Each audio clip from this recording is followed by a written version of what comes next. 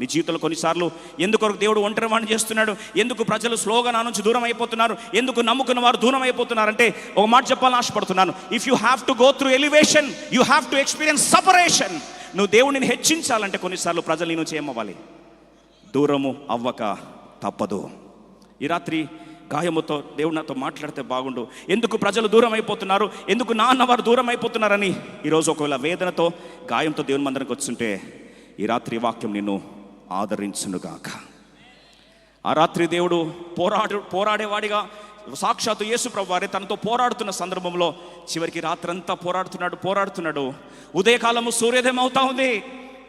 సూర్యోదయం అవుతుండేసరికి చివరికి ఆ పోరాటంలో నువ్వు నన్ను ఆశీర్వదిస్తే తప్ప నేను నిన్ను విడిచిపెట్టనని చెప్పినప్పుడు వెంటనే దేవుని హస్తం వచ్చి తన తొడను తాకిన వెంటనే ఆ తొడగూడు వసిలిపోయింది.